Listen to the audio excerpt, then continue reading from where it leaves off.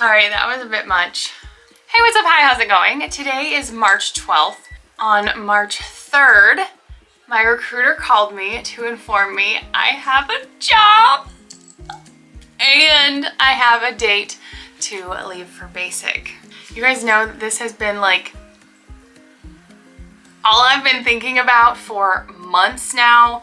So oddly enough, this is actually year 10 of me wanting to enlist. When Travis left for BMT March 6th, coincidentally, he just hit his 10 years. But when he left March 6th, 2012, I went and talked to his recruiter and I had kind of started my process then. I started getting him my documents. I started trying to figure out what jobs I would want. And then I talked to Travis. And at one point he had said, well, you'll just come live with me. And I think we all knew what that meant because we'd already been together for like 4 or 5 years at that point. We knew we were probably gonna end up getting married eventually. And we did. We moved to New Jersey after we got married, and then we moved to Okinawa where I started my process again.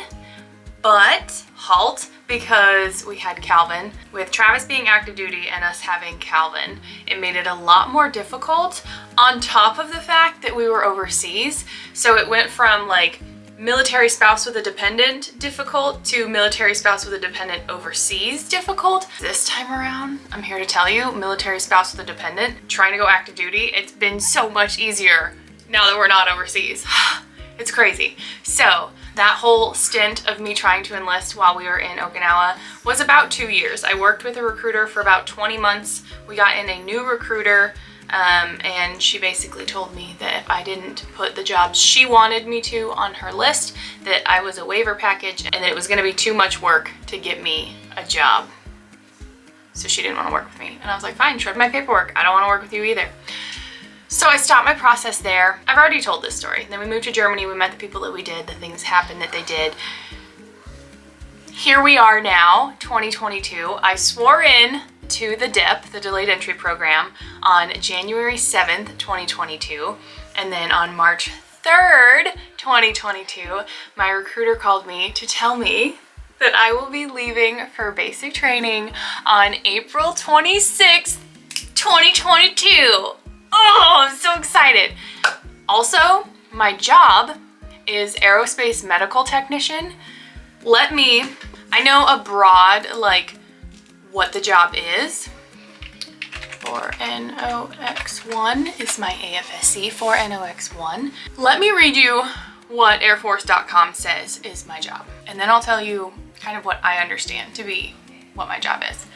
So it says the hundreds of medical facilities we have around the world are only as good as the airmen who work in them, providing essential care in multiple medical roles. Aerospace medical service specialists assist doctors and care for patients in a wide range of situations, from administering immunizations to assisting in aeromedical evacuations. These highly skilled professionals supply critical support and are valuable members of any healthcare team. So, and then up here it says like the career tasks. You provide a wide variety of technical nursing duties. You assemble and operate and maintain medical equipment, schedule and conduct in-service training and procedures, administer medications under the supervision of physicians or nurses, perform medical, dental, and emergency treatments at deployed locations and remote sites, prepare patients for surgery, and perform post-operative monitoring. So then I went on Reddit, of course, because there's a ton of information on there. Someone had put in a detailed description of the job based off of their own experience, what they knew as a 4N.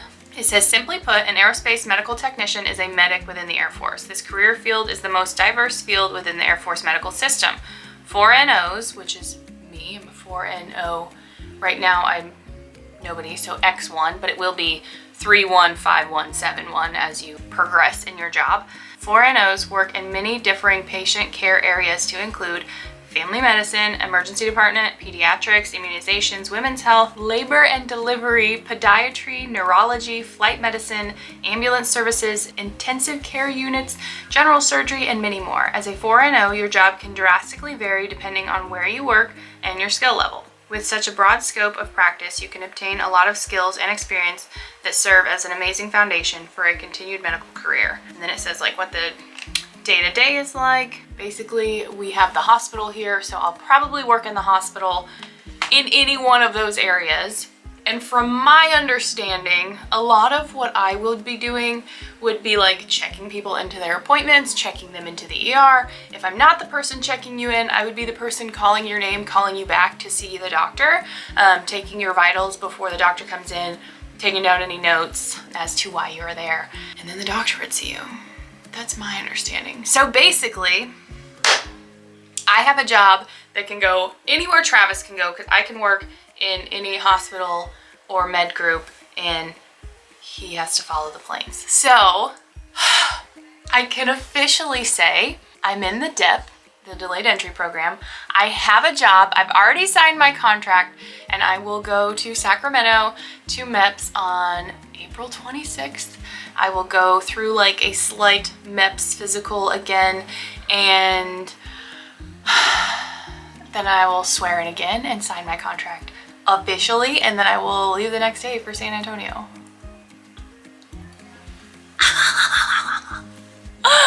You guys, it's been like 10 years. I'm so excited. It doesn't feel real yet, but we already bought plane tickets for Travis, Calvin, and Travis's parents.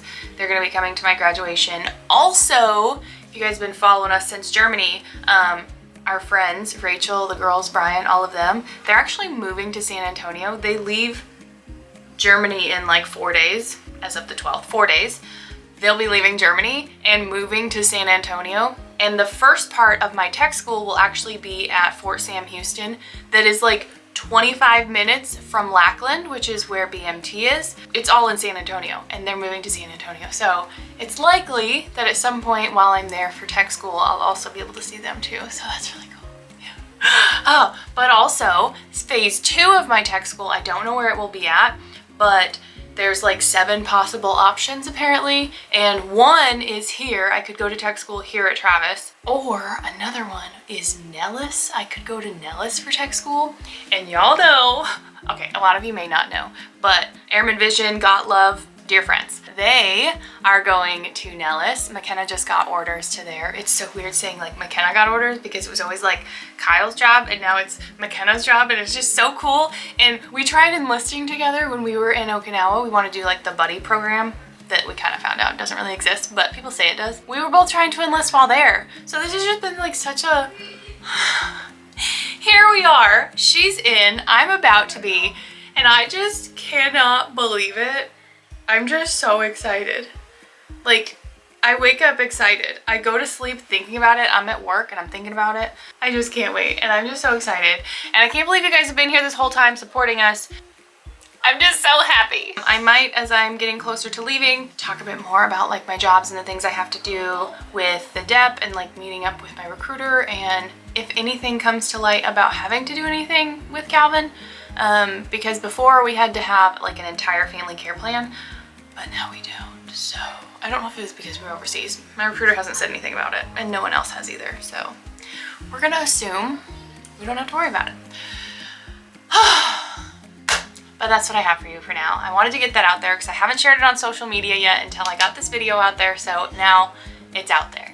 It's there, it's out there. You know, I have a job. I leave April 26th, and it's for aerospace medical technician. I always say I mess it up, but aerospace medical technician or aerospace medical services specialist.